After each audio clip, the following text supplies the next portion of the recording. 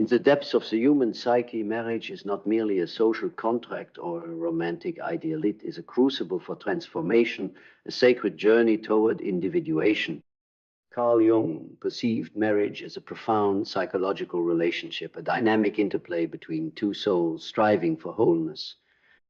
At its core, marriage serves as a mirror, reflecting the unconscious aspects of ourselves that we often overlook.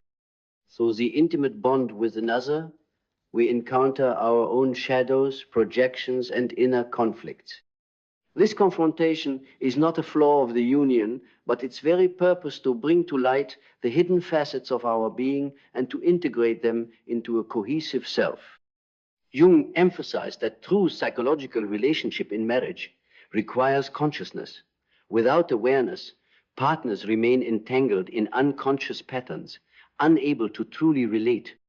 As consciousness expands, so does the capacity for genuine connection, allowing each individual to see and accept the other as they truly are. The journey of marriage, according to Jung, is not about finding completion in another, but about supporting each other's path to self-realization. It is a partnership where both individuals commit to personal growth, facing challenges not as obstacles, but as opportunities for deeper understanding and unity. In this sacred union, love transcends mere affection. It becomes a force that propels both partners toward their highest potential. Marriage, then, is not the end of the journey, but a transformative process, guiding each soul toward the fullness of their being. And when you enter it not just in ceremony, but in consciousness, you realize that marriage is not about comfort. It's about confrontation. The confrontation with yourself, with your history, with the ghosts that still speak in your tone of voice, with the wounds that masquerade as preferences. Because marriage is not a merging of two perfect people. It is the holy collision of two incomplete beings, willing to face their incompleteness together, willing to admit, I do not know how to love fully yet, but I am here to learn with you, through you. And in this, it becomes clear, marriage is not about being saved. It is about being seen, truly, nakedly, terrifyingly seen, not just for who you aspire to be, but for who you are when the mask cracks, who you are when the light goes out, who you are when your shadow stands taller than your ego can manage. This is where the work begins, not in passion, but in presence, not in chemistry, but in conscious co-creation, because the other person is not just your lover. They are your mirror, your reflector, your challenger, and your witness. They carry the keys to rooms within you you didn't even know were locked, and they will open them, not always gently, not always on time, but always exactly when your soul is ready.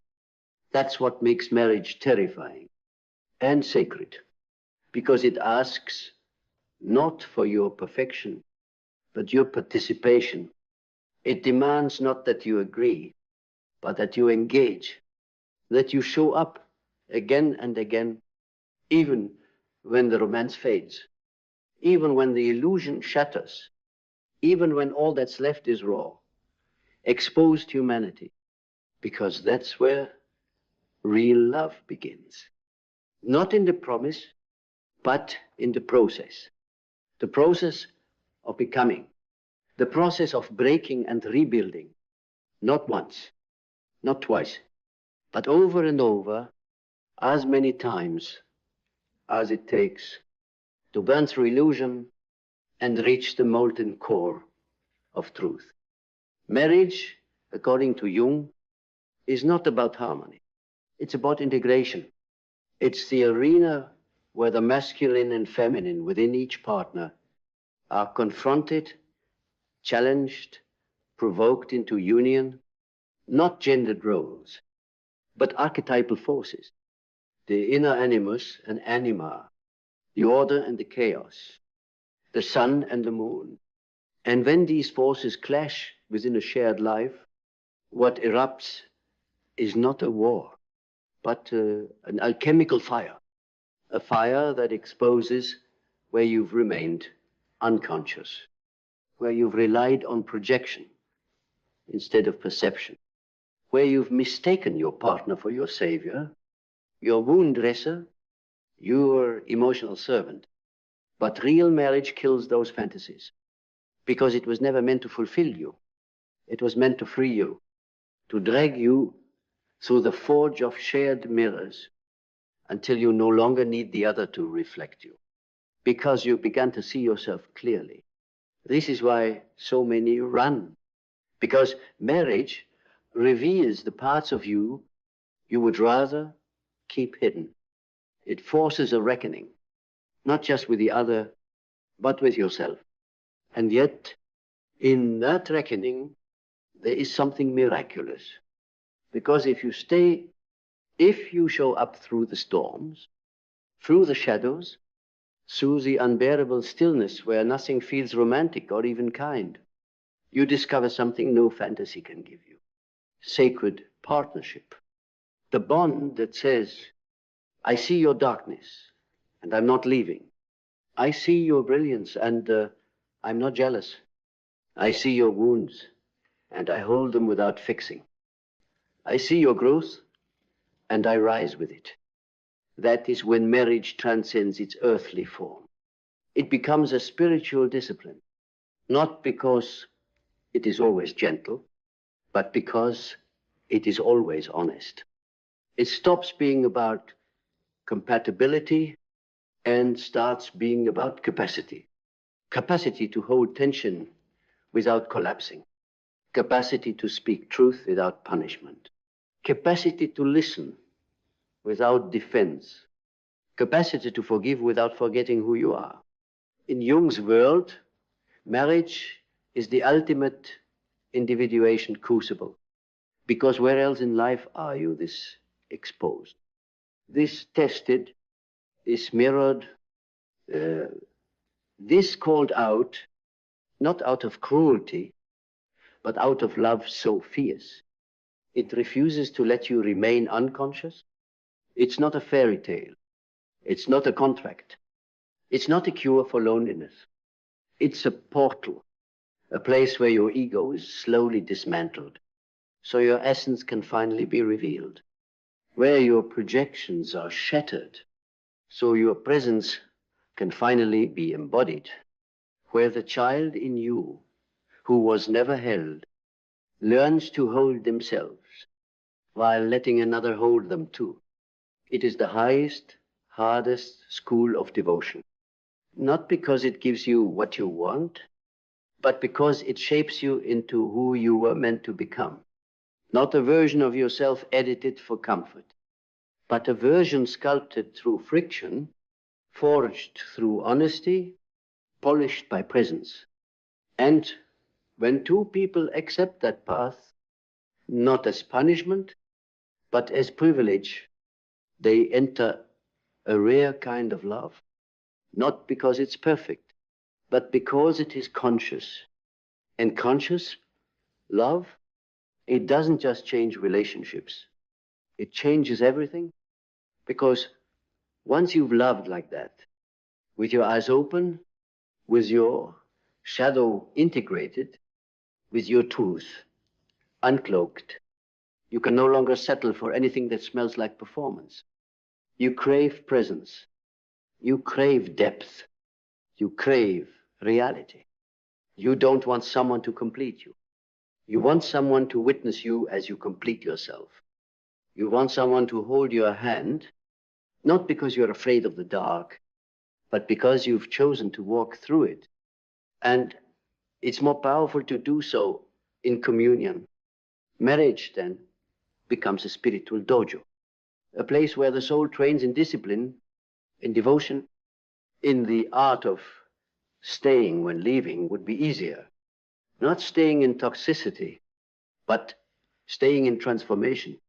Because no mirror can show you more than the one who sees you every day through the seasons of love, through the ego deaths, through the rebirths. No ceremony is more sacred than waking up beside someone who chooses you again, not because they forgot your flaws, but because they remembered them and stayed anyway. And that staying isn't passive. It is active worship. It is choosing to grow beside another, not by demanding change, but by becoming change, by making your own healing your highest gift, by making your wholeness the offering you lay at their feet, by saying with every word, every silence, every mundane moment, I am not here to fix you. I am here to face myself so I can love you with clean hands. This is the highest purpose of marriage in Jung's eyes. Not escape, not fantasy, but conscious evolution. Two souls, not fused in dependency, but dancing in differentiation. And in that dance, creating something divine, something that does not belong to either of them individually, but only exists in the sacred tension between them. Jung called this the transcendent function, the emergence of a third entity born not from compromise, but from integration, a relationship that becomes an archetype of wholeness itself, not a merging that erases identities, but a union that amplifies them, where your solitude is not threatened by connection, but honored within it, where your growth does not compete with theirs, but summons it. And in this dynamic, you both become more than you could ever be alone, not because you are unfinished, but because you are unfolding, unfolding in the presence of someone who does not fear your depth, who does not shrink at your transformation, who does not flinch when the old parts of you die, so something wiser can emerge. Marriage then becomes the arena of radical becoming, not despite the conflict, but through it, not in spite of the discomfort, but because of it. Because every argument, every rupture, every silent night, and honest confrontation is an initiation, an invitation to drop the mask, to meet the moment, to remember that the goal was never to be comfortable. It was to be conscious. And as you rise through those moments, as you step deeper into your truth and theirs, you begin to feel the sacred irony. You did not find yourself in spite of marriage. You found yourself because of it, because someone stayed long enough for your reflection to become unbearable, and then beautiful. And now you see it clearly. This isn't about love stories. This is about soul smithing, about shaping the unseen, about forging a flame that can't be extinguished by time, routine, or even pain. A flame that lights the way, not just for the two of you, but for what is possible when love becomes a vehicle for awakening. Because when love becomes awakening, it ceases to be about possession. It ceases to be about comfort. It becomes a practice, a spiritual path that strips you bare, not to expose your weakness, but to reveal your wholeness, where every wound becomes a doorway, where every trigger becomes a teacher, where every moment of rupture is not a sign to run, but a call to remember. Remember why you chose them. Remember why they chose you. Not to complete each other, but to confront yourselves in each other's presence with sacred precision. This is not soft love. This is sovereign love. This is the kind of love that doesn't flinch when your darkness surfaces, because it knows that's where the gold is buried. This is the kind of marriage that doesn't stay for fear of loneliness, but for the power of mirroring. Because When you are truly seen, not just through affection, but through confrontation, through grief, through mundane repetition. And still, someone stands across from you and says, I'm here, not to fix you, not to flee you, but to meet you. Then you realize you've touched the divine, not in some far-off heaven, not in the myths or the fairy tales, but in the soil and sweat of real love. Love that's been tested, torn, tempered, and made unbreakable. And this rare, radiant, soul-igniting bond is what Jung meant. This is the real purpose of marriage, to turn the unconscious conscious, to transform projection into perception, to make the invisible visible, to become whole, together, not as two halves seeking fusion, but as two sovereign beings committed to the alchemy of intimacy, where every day is a return to the inner altar of truth, where every wound unearthed is held, not judged, where every ego death is celebrated as a step toward liberation. Because what Jung knew, and what the modern world often forgets, is that real love isn't a feeling. It's a forge, a place where your identity melts so your essence can emerge. And no bond on earth, no sacred rite, no mythic archetype delivers that fire more reliably than a conscious marriage.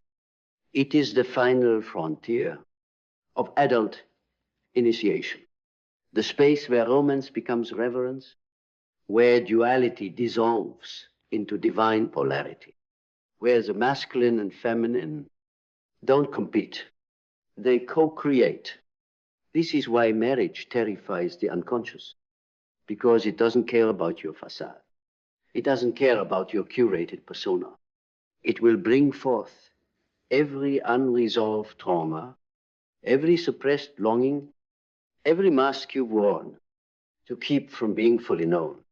And still, it will ask you to stay, to keep showing up, to keep burning, to keep becoming, until one day you look at each other, not as lovers trying to survive another season, but as witnesses to a sacred evolution. Two people who didn't escape themselves through partnership, but found themselves inside it. And in that moment, you understand the real purpose of marriage was never about happiness. It was always about wholeness. And now you are whole. And still, you choose each other. You choose each other not because you need to, not because of fear, obligation, or tradition, but because you want to. Because in the sacred fires of conflict, you found courage. In the stillness after argument, you found grace. And in the years of peeling back every mask, you found not just each other, you found God. Not the God in the sky, but the God that speaks in mirrors. The God that hides inside devotion. The God that whispers through presence, through breath, through the quiet bravery of staying. And this is love redefined. Not the dopamine spike, not the romantic high, but the sacred descent into the most honest parts of the soul, where vows aren't just promises, they're portals, spoken not just to the person in front of you, but to the self that only emerges in relationship. And now, after all the unraveling, after all the nights where leaving might have felt easier, you understand. Marriage is not a reward. Marriage is the path. It is the monastery where egos are humbled, the sanctuary where souls are seen, in the classroom, where both heartbreak and healing become teachers you no longer resist. Because when you've walked through that fire and stayed, when you've died 1,000 tiny deaths and kept choosing to resurrect, you no longer wonder if you chose the right person. You become the right person. Not perfect, not polished, but present. Fully, fiercely, sacredly present. And that presence, that is the real marriage. Not the one the world praises, but the one the soul remembers. The soul remembers not the flowers, not the rings, not the picture-perfect vows whispered under sunset skies. It remembers the moments that broke you and the hands that helped rebuild you. It remembers the nights of silence where nothing was said, but everything was felt. It remembers the mirror held steady when your reflection scared even you. And most of all, it remembers the steady, unshakable truth that echoed through every season of doubt, every test of trust, every collapse and every rising. You stayed, not out of fear, not out of comfort, but out of conscious choice. And in that choice, you became something eternal. Because the real purpose of marriage is not to keep love alive, but to keep awakening it again and again and again, to meet the same soul through different eyes, to fall in love 100 times with a person who's never stopped changing, to become the soil for their transformation, even as they become the sun for yours. This is not romance. This is not myth. This is mysticism. And those who dare to walk this path, to love with eyes wide open, to surrender without disappearing, to integrate, instead of idealize, they do not just build a life together, they build a temple made not of stone, but of scars, of sweat, of truth told at 3 a.m. when the ego is gone and only the soul remains. And within that temple, you don't worship each other. You worship what you've become together. And in that final sacred knowing, you realize the real purpose of marriage was never to find safety in each other's arms, but to find freedom in each other's eyes. Freedom not as escape, but as revelation. The revelation that to love this deeply, to stay this wholly, to surrender this honestly, is the most radical act of liberation a human being can choose. Because nothing holds a mirror to your unconscious like love that doesn't flinch. And nothing transforms you more than a union that doesn't run. So in the end, marriage is not the destination. It's the initiation. The soul's slow climb into sovereignty through the scaffolding of shared struggle. The dismantling of fantasy so that real connection can be forged. Not in perfection, but in presence. And for those who are brave enough to walk that path, not because it's easy, but because it's true, they discover something rare, something sacred, something the world forgets but the psyche never does. That the fire of marriage, when fed with truth, doesn't just warm the body, it illuminates the soul.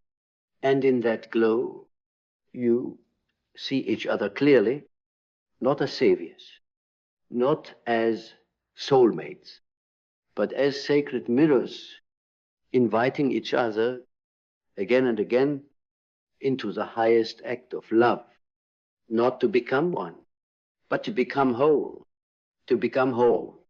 not by dissolving into one another, but by standing side by side as two sovereign beings whose love is not born of need, but of knowing. Knowing that the path to divinity wins through the terrain of the human, through the mess, through the mundane, through the mornings where love looks like dishes and discipline, more than poetry and passion. And still, you stay, not because it's easy, but because it is worth it, because something holy is being carved in the space between you, something fierce, something true, something eternal. This is not the kind of marriage that society trains you for.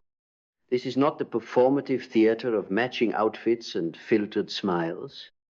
This is the gritty, mystical, soul-altering ceremony that Jung knew was possible when two people use each other, not to escape the self, but to face it, to become conscious through communion, to integrate through intimacy, to awaken not in isolation, but in the divine friction of real partnership. And when you arrive there, when you have died and been reborn 1,000 times in their arms, when you have watched your illusions shatter and still chosen to rebuild with your bare hands, you understand something unshakable. That marriage is not about finding your other half. It's about becoming whole in the presence of another who is doing the same. And when you both rise in that wholeness, not as fantasy, but as fact, your love becomes untouchable. Not because it's flawless, but because it's free. Free of projection, free of illusion, free of fear. And in that freedom, you don't just have a marriage, you have a masterpiece. So now you understand. Marriage was never about losing yourself. It was never about safety or structure or static roles. It was never about completing each other. It was always about awakening each other. It was the fire chosen by your soul to burn away the inauthentic, to expose the unconscious, to elevate the ordinary into the extraordinary. It was the mirror you could not escape, and the only one clear enough to show you who you truly are, beneath the mask, beneath the fear, beneath the myth. This is what Jung meant when he called marriage the individuation of two beings, side by side, into the fullness of themselves. Not two halves becoming one, but two wholes becoming divine witnesses to each other's transformation. And that is the kind of love the world cannot manufacture, society cannot define, and time cannot diminish. The kind of love that stays, that deepens, that liberates. So if you ever wondered what marriage was truly for, it's not for completion. It's not for comfort.